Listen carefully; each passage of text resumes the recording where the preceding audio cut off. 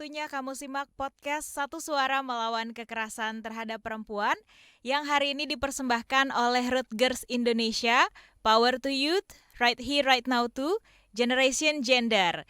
Dan pada episode ketiga kali ini kita akan ngobrolin tema inklusivitas, kita semua sama, kita semua dihargai. Bersama saya Deborah Tania. Nah, jika kita berbicara soal kesetaraan gender, ini merupakan salah satu hak asasi kita sebagai manusia. Hak untuk hidup secara terhormat, bebas dari rasa ketakutan, dan juga bebas menentukan pilihan hidup itu tidak hanya diperuntukkan bagi para laki-laki. Para perempuan pun pada hakikatnya mempunyai hak yang sama dengan laki-laki. Sayangnya sampai saat ini perempuan seringkali dianggap lemah dan hanya menjadi sosok pelengkap. Terlebih lagi adanya paradigma bahwa peran perempuan hanya sebatas kerja di dapur, di sumur, urus rumah tangga, urus keluarga, urus anak-anak, seperti itu.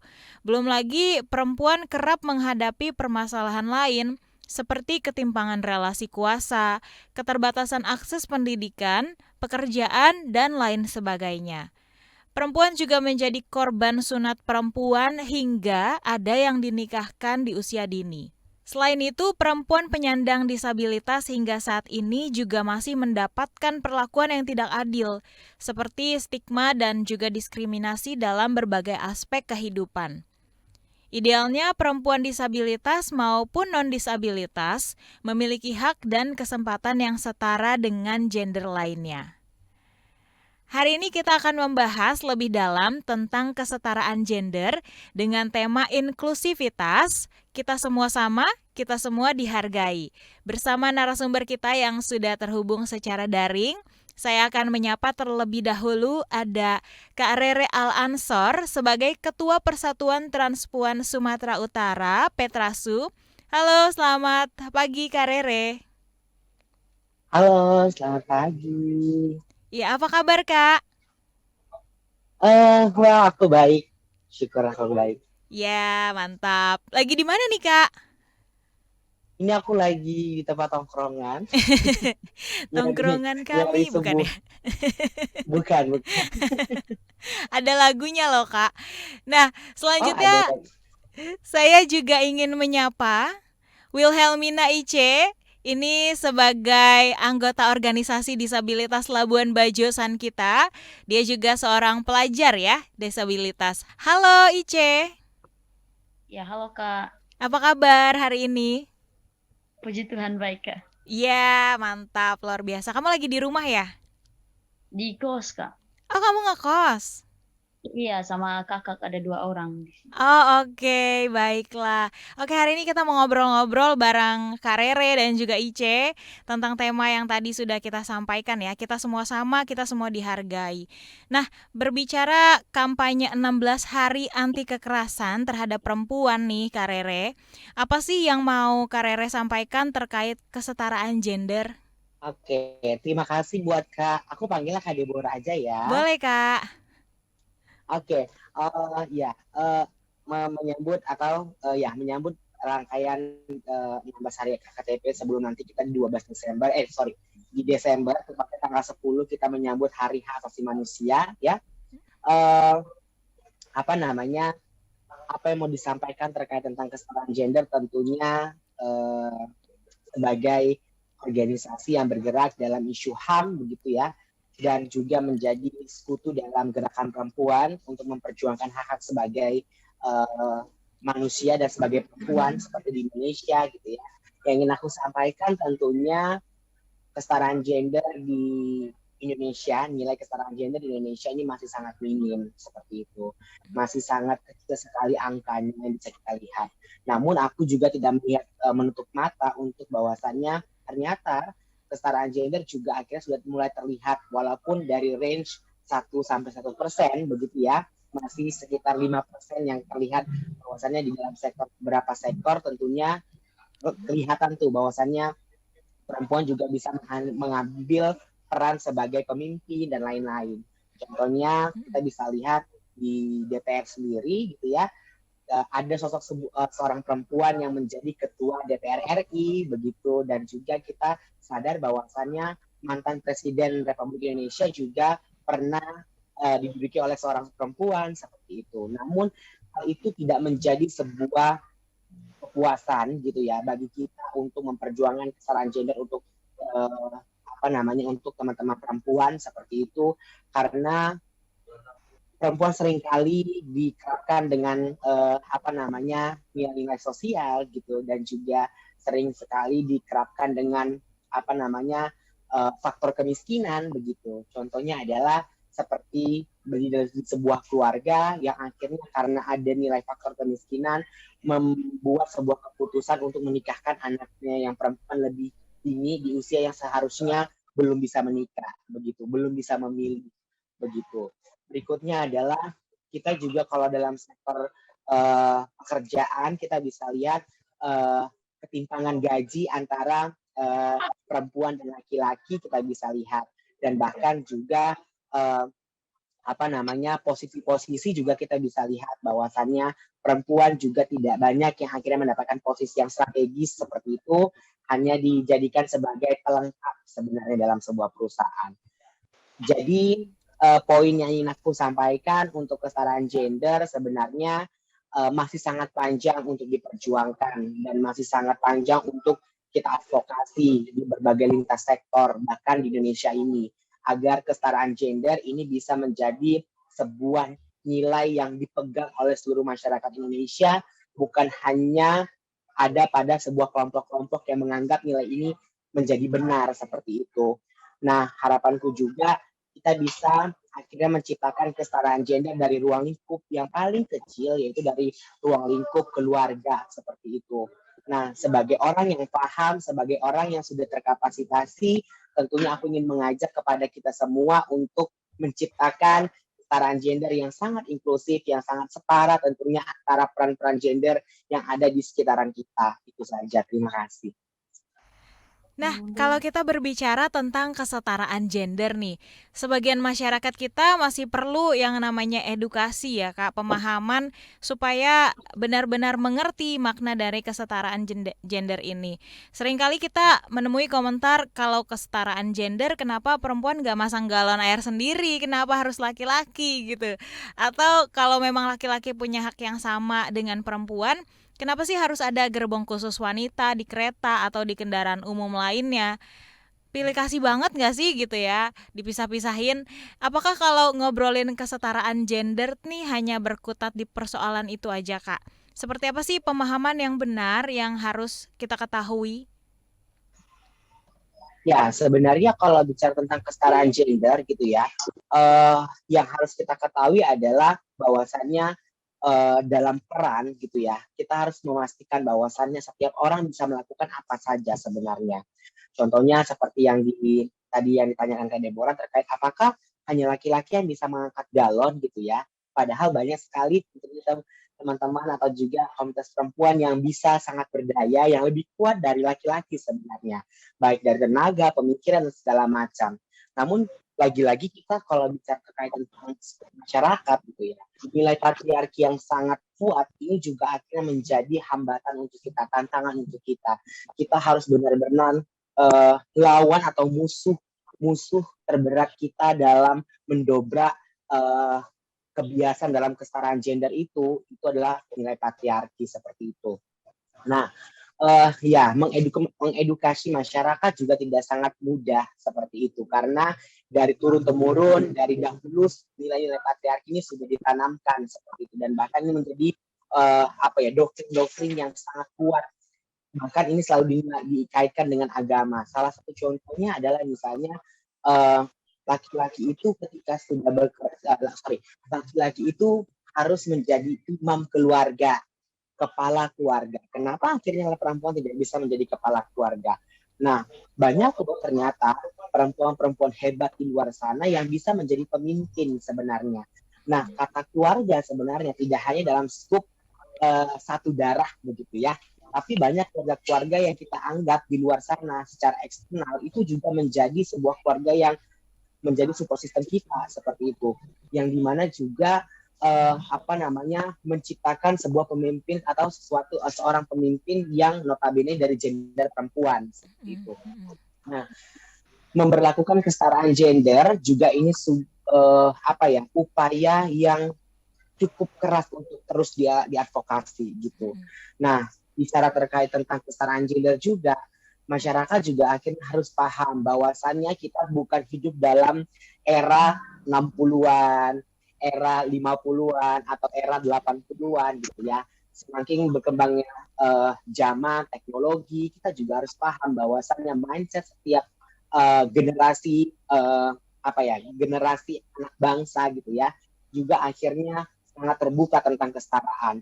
Aku cuma berdoa dan berharap semoga generasi-generasi anak bangsa yang sekarang memiliki pemikiran terbuka terkait tentang peran-peran gender, tidak akhirnya mengikuti doktrin-doktrin patriarki yang cukup kuat di dalam lingkungan masyarakat. Itu menurutku. Itu dulu deh, kalau menurutku itu dulu. Oke Kak, sekarang kita mau ke Ice dulu nih. Ice sebagai seseorang dengan disabilitas, mungkin bisa dijelaskan secara singkat nih tentang disabilitas dan juga jenis-jenisnya nih Ice. Ya, oke, baik. Terima kasih, Kak.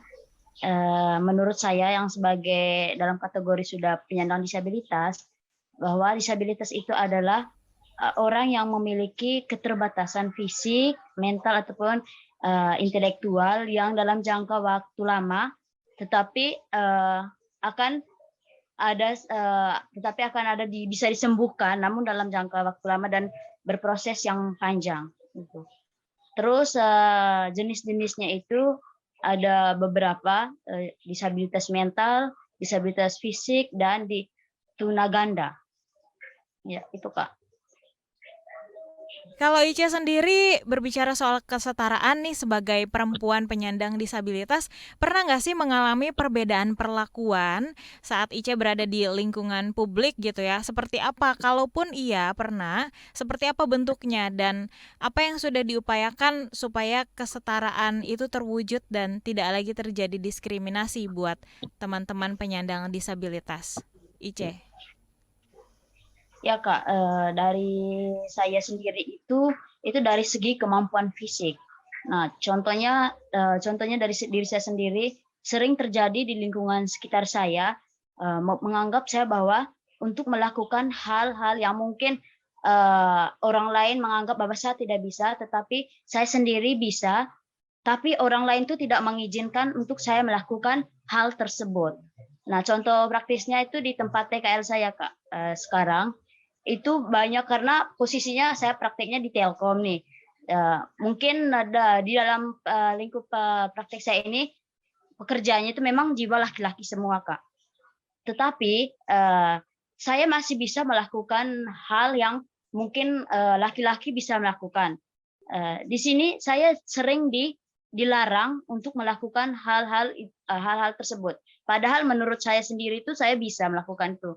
Makanya selama saya mengikuti PKL ini, saya seperti banyak tertekan karena tidak mereka yang laki-laki ini melarang saya untuk melakukan hal-hal itu. Nah, saya membuktikan itu dengan saya menunjukkan bahwa saya bisa itu dengan membuktikan banyak hal yang saya lakukan dengan menolak apa yang mereka larangkan. Iya. Gitu Kak. Oke, sebenarnya kamu pun ingin ya sama bisa melakukan hal-hal yang seperti orang-orang lain lakukan. Sebenarnya kamu bisa, hanya orang-orang di sekeliling memandang, oh takutlah, takut nggak bisa atau seperti apa gitu ya Ice ya. Sebenarnya Ice punya kemampuan untuk itu, melakukan hal-hal tersebut. Seperti itu ya Ice. Iya. Nah, kita ke Karere nih. Kalau berbicara tentang kesadaran terkait kesetaraan gender di masyarakat, ini kan perlu terus dibangun ya Kak ya. Kesadaran seperti apa sih yang harusnya dibangun di masyarakat ini? Apa yang perlu kita tekankan kepada masyarakat? Oke. Nah, kesadaran yang harus dibangun, yang harus kita bangun di masyarakat adalah kesadaran terkait tentang, ya itu tadi, peran gender yang harus setara seperti itu. Namun, ini juga akhirnya sudah dilakukan. Kita juga akhirnya harus menyadari dan harus mengatakan bahwasannya gerakan-gerakan perempuan di Indonesia juga akhirnya memperjuangkan untuk nilai-nilai kesetaraan gender yang ada seperti itu. Berikutnya adalah apa yang perlu ditekankan kepada masyarakat. Yang pertama adalah masyarakat harus paham bahwasannya nilai terkait tentang perempuan harus di kasur, dapur, sumur itu juga harus dihapuskan. Itu tidak menjadi sebuah tagline ya, atau juga semboyan ketika seorang perempuan mau menikah misalnya, atau ketika seorang perempuan yang baru dilahirkan. Nah, nanti dirimu nggak usah nggak usah ribet-ribet karena dirimu akan di sumur, dapur, kasur misalnya kayak gitu. Nah, dari yang harus ditekankan juga adalah bahwasannya sering sekali sektor pendidikan menjadi hal yang sering ditekankan oleh keluarga dan masyarakat. Tidak perlu kau kerja pendidikan tinggi-tinggi, toh dirimu akan menjadi seorang istri yang melayani suami. Seperti itu. Berikutnya adalah dalam sektor pekerjaan juga. Gak perlu dirimu akhirnya kerja berat-berat gitu. Dirimu di rumah aja nerima hasil dari suami misalnya gitu. Atau misalnya contoh adalah tentang kesetaraan gender, anak perempuan yang tidak boleh keluar malam sedangkan laki-laki boleh. Begitu ya. Berikutnya adalah kesetaraan gender terkait tentang paradigma atau juga stigma orang ketika perempuan yang merokok dengan laki-laki yang merokok. Seperti itu ya. Nah, jadi sebenarnya apa yang harus kita tekankan sama masyarakat adalah pertama, perempuan juga sangat berdaya dalam setiap perannya. Kita juga akhirnya harus sering mengedukasi ke masyarakat bahwasannya sudah banyak perempuan-perempuan yang muncul sebagai pemimpin, sebagai orang-orang yang bisa merubah sebuah kebijakan, merubah sebuah keputusan di Indonesia ini. Bahkan banyak perempuan-perempuan berpengaruh yang akhirnya muncul untuk nilai kesetaraan seperti itu.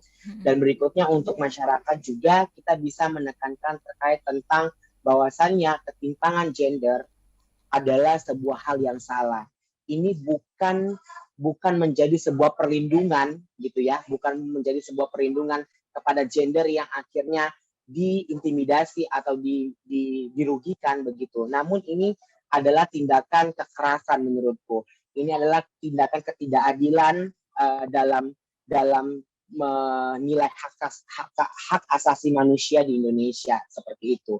Dan mungkin kita sebagai orang yang paham gitu, sebagai aktivis, sebagai orang yang sudah sangat memiliki pemikiran terbuka terkait tentang kesetaraan gender dan bahkan sudah menerapkan nilai kesetaraan gender dalam diri kita, keluarga, lingkungan terdekat gitu ya.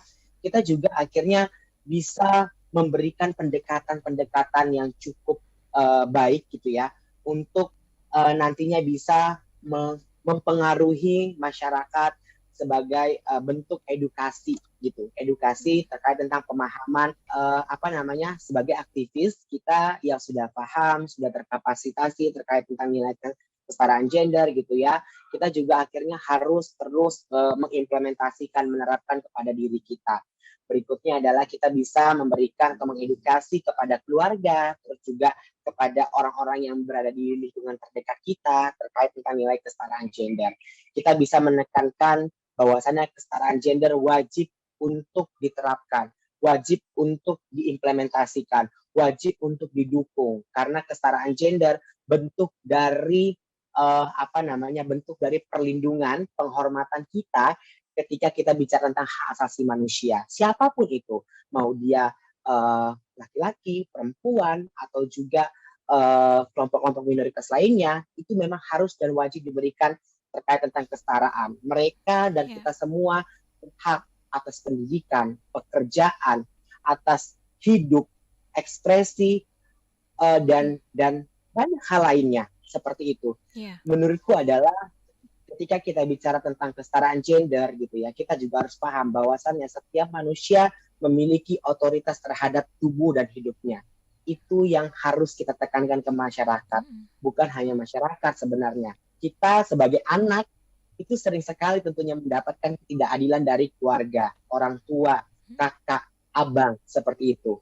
Nah, kita juga harus terus mengedukasi hal-hal ini. Bahkan mungkin nanti untuk perempuan yang memilih untuk menikah, perempuan-perempuan yang memilih untuk punya keturunan seperti itu. Aku tidak membilang bahwasannya semua perempuan itu memilih untuk menikah atau tidak menikah gitu ya. Sekali lagi ini adalah hak teman-teman. Teman-teman bebas untuk memilih atas pilihan untuk hidupnya, seperti itu. Sehingga ketika ada perempuan yang memilih untuk menikah dan memiliki keluarga dan memiliki keturunan, silakan nantinya kita bisa memberikan pemahaman untuk anak-anak kita, untuk suami kita terkait tentang peran kesetaraan tadi. Dan bahkan kita juga bukan hanya dalam ruang lingkup pernikahan saja, tapi ketika kita berelasi pun kita juga harus membangun nilai kesetaraan antara dirimu mau jadi apa, aku mau jadi apa, dan pekerjaan rumah, pekerjaan kita satu ini kita bagi perannya. Kamu mengambil peran yang mana, aku membagi peran yang mana. Negosiasi, komunikasi, ini perlu ditekankan ke diri kita, perlu ditekankan kepada masyarakat, perlu ditekankan kepada keluarga kita. Ketika kita ingin menentukan hidup orang, ketika kita ingin mencampuri keputusan orang, kita juga harus bahwasannya sadar bahwasannya kita juga tidak akan pernah menikmati ketika hidup kita, keputusan kita terlalu dicampuri. Hidup kita, keputusan kita terlalu diobrak-abrik sama orang lain. Karena kita tahu bahwasannya apa yang terbaik dan apa yang menjadi tidak terbaik untuk hidup kita. Sekali lagi, tubuh dan hidup kita adalah otoritas penuh milik seseorang itu tersebut. Begitu. Iya. Betul sekali Kak, kesetaraan itu sangat diperlukan ya Kak zaman sekarang. Nah sekarang kita ke Ice dulu nih. Ice, kamu kan pasti setiap hari menggunakan yang namanya fasilitas umum ya, bisa kendaraan umum atau apapun itu yang digunakan secara publik. Kita melihat banyak yang belum ramah disabilitas ya untuk fasilitas umum ini. Seperti apa sih Ice melihat hal ini? Apa yang menurut Ice harus ditingkatkan?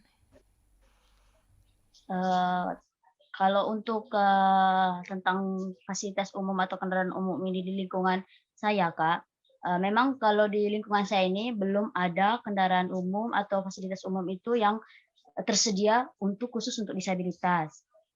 Namun di sini pemerintah sudah menyiapkan atau sudah ada untuk pejalan kaki disabilitas sendiri.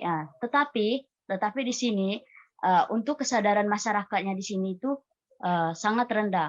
Masih banyak yang membawa motor itu yang melewati jalan khusus untuk disabilitas. Padahal kalau kita melihat bahwa pemerintah sudah menyiapkan khusus jalan khusus untuk disabilitas, tetapi masyarakat tidak peduli dengan hal tersebut, masih melewati jalan itu dengan membawa sepeda motor.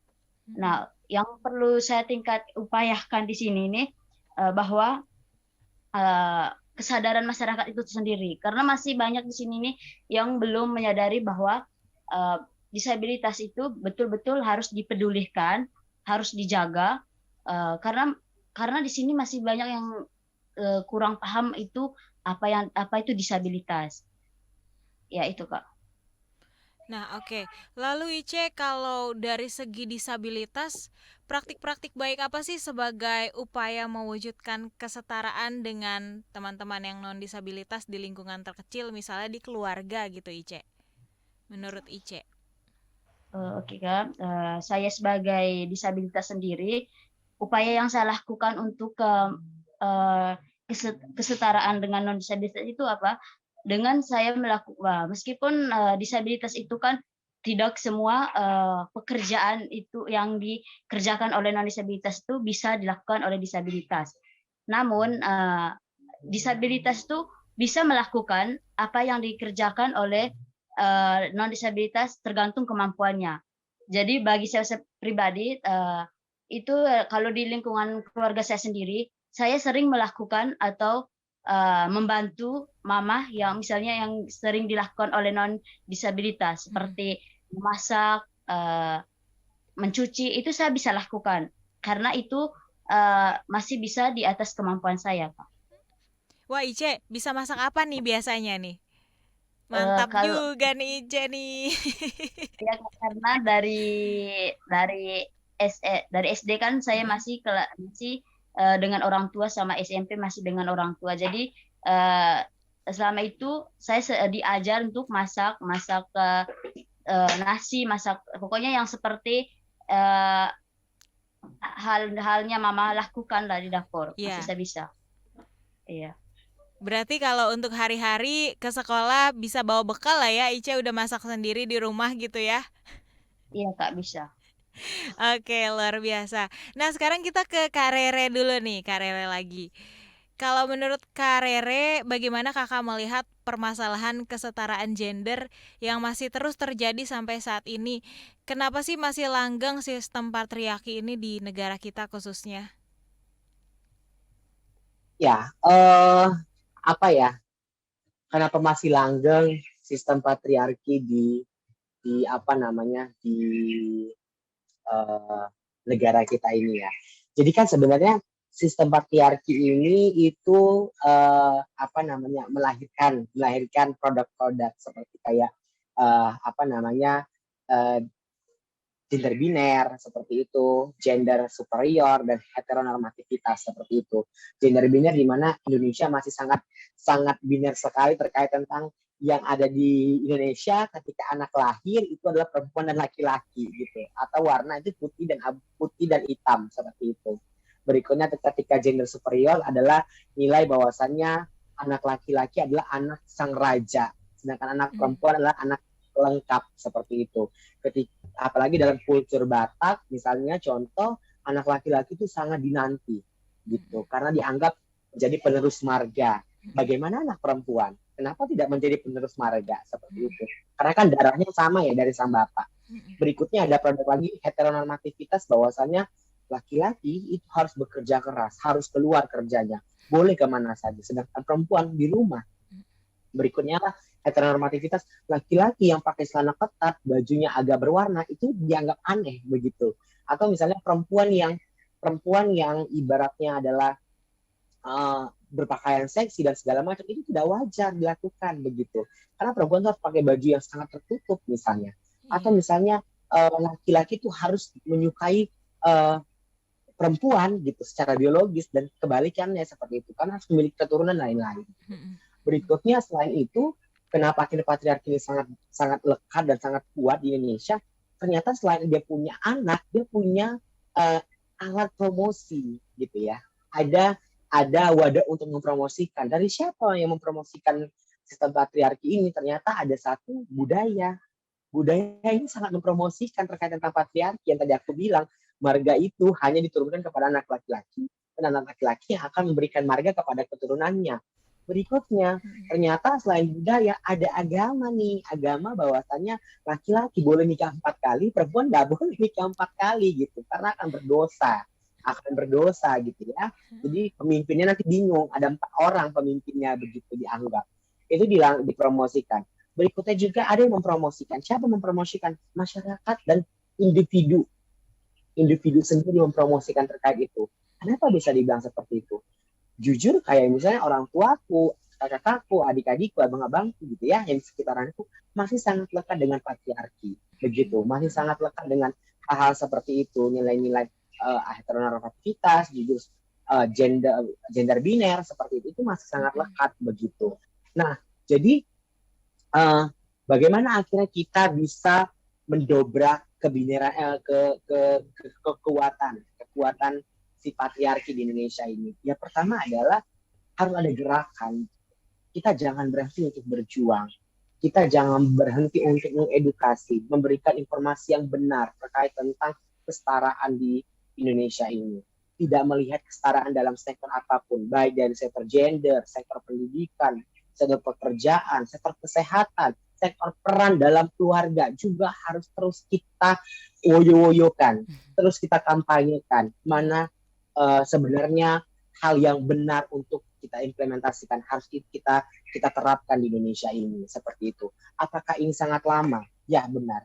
Sebuah advokasi, sebuah perubahan tidak mudah membalikan telapak tangan. Namun percayalah bahwasannya sebuah advokasi ketika kita konsisten, kita sama-sama bergerak, berkumpul, berjuang sama-sama dengan tujuan yang sama, tujuan yang satu, percayalah kerja-kerja advokasi akan menghasilkan tujuan yang kita inginkan. Salah satu contohnya adalah kalau teman-teman paham terkait dengan kerja-kerja advokasi, yaitu bagaimana perubahan ekspresi teman-teman transgender perempuan di dalam Dukcapil yang dulu sangat ditolak, sekarang diterima. Jadi ketika kita bicara tentang kerja-kerja advokasi dalam memperjuangkan peran kesetaraan gender, aku yakin sudah akan membuahkan hasil seperti itu. Namun kalau tadi aku bilang range-nya 1 sampai 100 sangat minim gitu. Tapi itu harus menjadi sebuah kebahagiaan untuk kita. Bahwasannya kerja kita selama ini tidak sia-sia seperti itu. Dan percayalah bahwasannya ketika kita bekerja berdarah, berkeringat dalam memperjuangkan sesuatu, namun kita percaya kita punya strategi, kita punya pendekatan yang sangat-sangat baik ke masyarakat, ini akan sangat mudah diterima begitu. Karena kalau kita bisa lihat bahwasannya aku tidak mengeneralkan semua masyarakat menerapkan sistem patriarki gitu ya, tapi ada beberapa kelompok-kelompok yang akhirnya sudah memahami terkait tentang bahwasannya nilai patriarki di Indonesia ini sangat salah. Nilai-nilai patriarki untuk diterapkan di keluarga, di masyarakat ini juga salah begitu.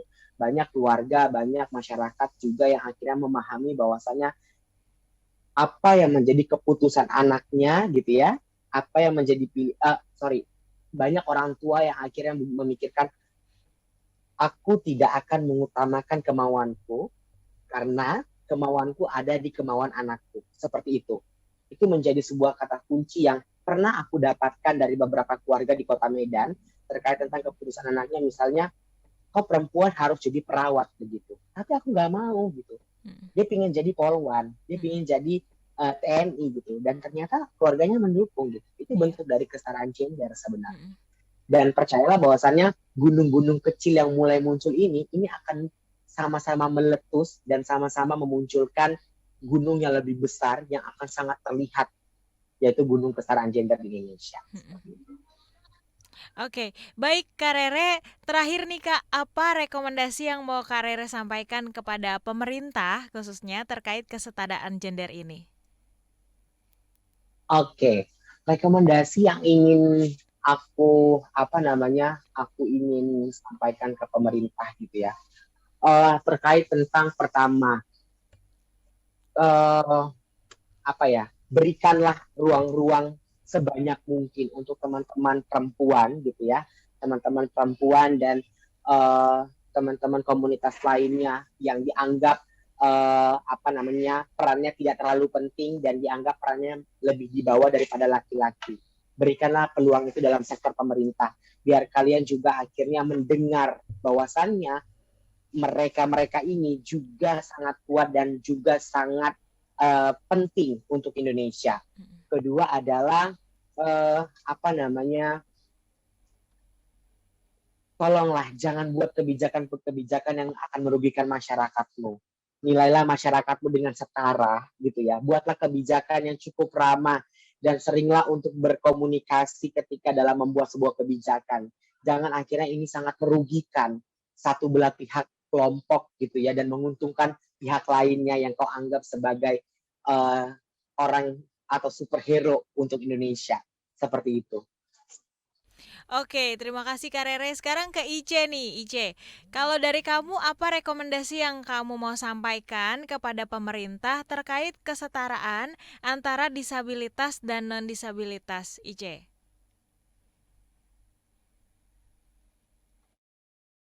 Di mute? Oke, diulang ya.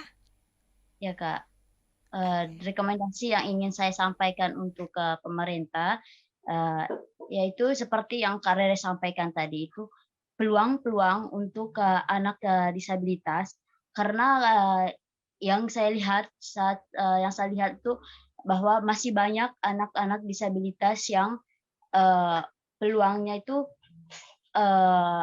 banyak tetapi tidak tersampaikan. Nah, contohnya itu di bagian pekerjaan.